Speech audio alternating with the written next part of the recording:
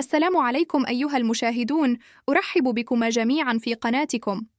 صوت السدرة لم يمضي على زواجي سوى 3 أشهر عندما تلقيت نبأ وفاة زوجتي الماساوي. لما أكن أتصور أن مناحبها حباً شديداً، والتي لم تتح لي الفرصة حتى أن أظهر لها حبي بتمامه. سترتحل عن هذه الدنيا بهذه السرعة. لم أقصر في شيء لتلبي رغباتها، ومحبتها فعلت كل ما كانت تريده. ثمانق قدرت الحياة علي بهذا البلاء العظيم، فتركتني زوجتي في ريعان شبابها. لكن بعد وفاة زوجتي بدات القصة الحقيقية. التيهزتني وكشفت عن كثير من العلاقات بمجرد أن انتشر خبر وفاة زوجتي. جاء أهل منزل أهل هالة بيتنا، بدت أمها بالشتائم واللعن، تقول اقتلت ابنتنا. كانت سعيدة يوم زواجها وقالت لنا إنها ستخرج من هذا البيت في نعش، فأنتم أخذتم نعشها، أليس لديك أي خجل؟ لقد ظلمتم بنتنا ظلماً كبيراً. لم يعلموا أنني حتى ذلك الحين لم أتمكن من إقامه علاقة حميمية معها، فكيف اتهموا بالظلم عليها؟ كانت علاقتنا مشحونة بالألم، لم أستطع الاقتراب منها رغم رغبتي، وإذا تحدثت إليها كانت تتصرف وجهها بعيداً عني. هكذا انقضت 3 أشهر دون أن أشعر. وقع حادث آخر أزعجني كثيراً. أهل زوجتي أصروا على أن يأخذوا ألميته إلى بيتهم ويدفنوها في مقبره عائلتهم، بينما كان أهل بيت يقولون أن هالان مسؤوليتنا ويجب دفنها هنا. لكن في بيت هلها كان هناك رجل مصري لدرجة كبيره لأتدفن ابنته هنا باي حال. قالوا لقد ظلمتها في حياتها، لن نتركها هنا بعد موتها. وبالإصرار أخذوا الميته إلى بيتهم بالقهكنت، حائراً ومضطرباً. لكن في النهاية كانت زوجتي فحسب، فكان قلبي يريد أن أرافقها أينما دفنت، فانطلقت معها حين وضعناها في اللحد. بدأ قلبي يرتجف. راودتني أفكار الموت تمانيت أحياناً أن أرحل معها، لكني لم استطع أن أفعل ذلك، إذ فجأة دفعني أحدهم من الخلف، فالتفتت فإذا هو نفس الرجل الذي أصر على إخراج الجنازة من هنا. قال لي: يا أخي، اذهب واسترح في بيتك، لا تظهر مشاهد غير إسلامي هنا، ولا ستموت من البكاء. اذهب لبيتك وامنح وقتاً لأسرتك ولامك. جعلتني كلماته مرتبكة، ولم أستطع الرد. عدت إلى بيتي ساكتة وقلبي ينوح. حاولت الاتصال بصديق، لكن عندما تحسست جيبي لم أجد هاتفي. أحسست وكان الأرض انزلقت من تحتي. ظننت أنني ربما سقطته في الطريق، ثم تذكرت أن جيبي كان أخف عند خروجي من المقبرة، فلم ألحظ الفرق الحقيقي. تركت هاتفي في المقبرة. خرجت من البيت مسرعاً وذهبت إلى المقبرة التي دفنت فيها زوجتي، وأخذت أبحث هنا وهناك. حينئذ جاءني رجل مسن وسالني: ما الذي تبتغيه يا بني؟ كان ذلك الرجل حفار المقبرة. فقلت له: يا عم، لقد نسيت هاتفي هنا تفاجأ. وقال الهاتف: هل سقط في القبر؟ قلت: نعم، ربما سقط في القبر، لأن أحدهم جذبني من قمصاني حين كنا نضع الميت في اللحد، وقد يكون هاتفي وقع إلى الأسفل. يبدو إنني سأضطر إلى حفر لقبر لإخراجه. رد الحفار متحس أذنيه: تستغفر الله، لا تتكلم بمثل هذه الأشياء، القبر من حدود الله، وإن حاولت فتح القبر فسوف ينهض أهل الفقيده ويأتون إليك، ولنتركوك حياً سيظنون أنك قتلت ابنتهم. دهشت حينها كيف لهذا الرجل وهو حفار مقبرتي أن يعرف كل هذه التفاصيل عن مشاكل العائلة. كيف عرف أنها زوجتي وإن أهلها ساخطون علي؟ في المدن ليست هذه الأمور معلومه للجميع، لكن هذا الحفار بدا غريباً بمعرفته لكل شيء. أعدت إلى البيت مسرعاً وأخبرت أمي بما حدث. فقالت أمي: يا بني، ما الذي يثير قلقك؟ اشتري هاتفاً آخر. إذا بقيت بلا هاتف بعد وفاة زوجتك سيزداد حزناً. كحاول أن تلهي نفسك بشيء. سمحت لي أمي بالمال، فاشتريت هاتفي الجديد وعدت إلى المنزل. لكن وقع حادث جعل قلبي يمتلئ بقلق أكبر. كانت الساعة 12 ليلاً، ولم يكن هناك إشارات على هاتفي. ثم ظهرت الإشارة فجأة، فاتصلت بالرقم القديم الذي كان داخل الهاتف المفقود، ولم أكن أتصور ذلك. أبدا كنت أظن أن هاتفي سقط في القبر ونفذت بطاريته، وإنه انتهى أمره. ولكن عندما اتصلت بذات المكالمه تخرج بالفعل، فانتفضت قشعريره في جسدي، وشعرت بخوف غريب لأن هاتفي في القبر والمكالمه تخرج منه. وفي اللحظة التالية حدث ما أذهلني تماماً. رفع الهاتف، فصبت بدهشه وذهول وفضول. دفعني لأن نهض فوراً من مكاني. كانت أمي متعجبة تتساءل: يا بني، إلى أين تذهب؟ فقلت لها: أذهب إلى قبر زوجتي. قالت لي: ماذا حدث؟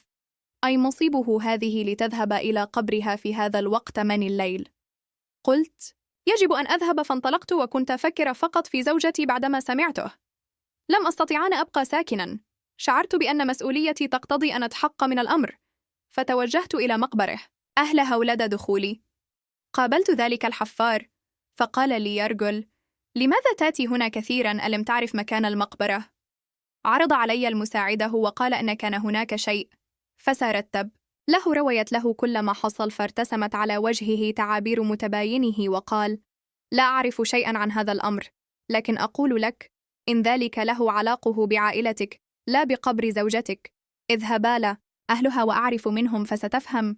فهمت من كلام الحفار أنه لا يريد إفشاء شيء، ربما لأنها تلقى مالاً من أهلها، أو لسبب آخر يدفعها للصمت. ذهبت إلى بيت أهل هالكني. لم أطرق الباب، بل دخلت فرأيت الجميع مجتمعين يتحدثون في غرفه، وكان الغضب باد يعل وجوههم. كان هم على وشك الاعتداء علي عندما روني صوبوا أنظارهم نحوي وسألني يحدهم: متى وكيف أتيت هنا؟ قالت حماتي: نعم يا بني، تعال، كنا ننتظرك. قلت: كنت أريد أن أقول لكم شيئا. فأجابتني ببرود: اعمل ما عليك أولا، ثم نتكلم. عندما سمعت أنهم مقلقون على ابن أختها الذي اختفى منذ الأمس، والدتها تقول إنها ستموت إن لم يعثر عليها، تلاشت لدي همومي لبعض الوقت، وقلت: سبحت عنه. عدت إلى منزلي وقد أخذت على عاتقي مسؤوليه أخرى، لكن قلبي كان مصمماً على أن فتح قبر زوجتي لأتأكد بنفسي، لأن ما سمعته قد أربكني. لم يصدقني أحد ولا أمنحني النساذنة، فقررت أن أفعل ما أريد وحدي. في الساعة الثانية فجراً بعدما نام الجميع، ذهبت إلى المقبره وبدأت حفر القبر حوالي الساعة الثانية والنصف صباحاً. كنت متحمسة وزلت التراب والأحجار بسرعه خلال 5 دقائق تقريباً، وشعرت أنني قادر على نقل جبل عندما أزلت الحجارة، وانقشع التراب أمامي. صدمت. لم يكن في القبر لا زوجتي ولا كفنانها ولا هاتفي في البداية. ظننت أن شخصاً سرق هاتفي، لكن ما سمعت بعد ذلك زاد فضول مر. نسيم خفيف، ثم سمعت في أذني صوتاً يقول: إن زوجتي تتعرض لعذاب شديد، وإنها ستعذب حتى يسدد دين باسمها. قد تبدو لي هذه الفكرة سخيفة أو خرافية، فكيف للملاك أن يتكلم بالاردي إذ نسمع أن الملائكة تتكلم بالعربي؟ وكيف يحتمل أن تسمع إنساناً صوت ملاك من المقبرة عبر هاتف؟ كثيرون حاولوا تشغيل كاميرات وميكروفونات في المقابر، فلم يسمعوا صوت ملاك، وهذا أمر لا يصدق بسهولة. لكن ما سمعته أثار في نفسي قلقا كبيراً، وجعلني أفكر بجديه في حقيقه ما يحصل في تلك اللحظة.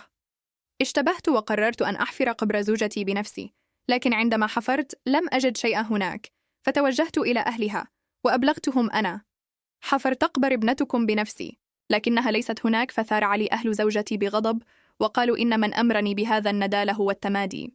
قام شقيق زوجتي كاد أن ينهض ليضربني وسبني بأقبح الألفاظ، فقلت لهم أنكم لا يجب أن تتهموني هكذا، فأنا لم أفكر قط بسوء تجاه زوجتي، لكن من كان كالسفاح في أعينهم لا يصدق أي تفسير. أرى مناسباً أن أزيد النقاش مع أهلها، لأنهم كانوا على أتم الاستعداد للشجار والاقتتال، فلم يكن ثم جدوى من الحديث معهما. حين خرجت من هناك تذكرت فوراً حديث حماتي عن ابن أختها الذي اختفى يوم وفاة زوجتي، فقررت أن أبحث عنه، فابتدأ تسالى حتى وصلتا لنقطه تجمعهم. وهناك دلني رجل على انهقد غادر صباحاً صوب دوسكا. كيف عثرت عليه تتبعت إثره. قصه أخرى، لكنه كان يسكن في زقاق ضيق في بيت ماجور، وقد استغرق البحث عنه أسبوعاً كاملاً. وفي اليوم السابع وقفت أمام بابه، وكنت أملك في قلبي كل الأسئلة جزءاً منها. بدأ يتبل الور. طرقت الباب ففتحته، فإذا بها ليست شخصاً غريباً، بل زوجتي نفسها. لم أكن قد قصدت أن أجدها حين رأتنا يتغير لون وجهها فجاه، وهربت مذعوره محاولها النجاه بحياتها. أمسكت بها من ذراعها وسحبتها، فصاحت كأنها تريد أن تظهرني كبائع فاعي ولص أمام الجيران، فأسكتتهم وأخبرتهم هذه زوجتي ولن أتركها هنا. بانت على وجهها علامات الندم الشديد. ألقيناها في سيارة سالتها. لماذا أنت هنا؟ لم تمت بالذات تبكي وتستغفر وتطلب صفحه قائلة: يا الله اغفر لي، لقد أخطأت، أرجوك سامحني. ثم جلست تستعطفني. إن أسمع لها مرة واحدة ثم ستبح بكل الحقيقة.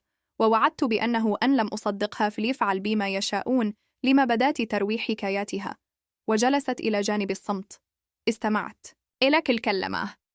قالت إنه منذ نعومة إظفارها كان بيت هم يزوره أفراد كثيرون، وكان ابن خالتها نذير يداوم على زيارتهم، وأخذت بينهما الفه حتى جاء يومه قال لها إنها سيأخذها لمدينه أخرى لتعمل وتجلب ما لا يغني أهلها من العوز، فوثقت به فذهبت معه هناك. صار هدفاً لشهواته وصورها في أوضاع مخجله، ولما امتلأت ذاكرته بصورها استغلها وضغط عليها حتى رضخت لأمره. وعندما علمت مها أرادت أن تتزوجني أملاً في خلاصها، لكن ذاك الرجل لم يكف عن مطاردتها وأرغمها على أن لا تعود إلى زوجها. ثم ذات يوم مرهبان تمثل موت مزيوان تبقى زوجتي باسم فقط، فخضعت للضغط والخوف. استمعت لحديثها بدهشة وقلت في نفسي كيف نجحت فعلا تلك التمثيلية، لكن ما حصل بعد إعلان موتها هو أن أهلها جاءوا لدفنها بسرعة، وربما كان ذلك الرجل وراء الدفء بالأموال وإقناع الحضور، فقد مارس عليها أفظع أنواع الظلم والاستغلال حتى أصبحت لا تلتقي بالناس ولا تنظر في وجوههم، فانسابت معها الطاعة والصمت تحت وطاه الخوف والابتزاز. منحتها قوتي وشجعتها قائلاً: أنا رادت الخلاص. فأنا إلى جانبها وقلت: أنمهما.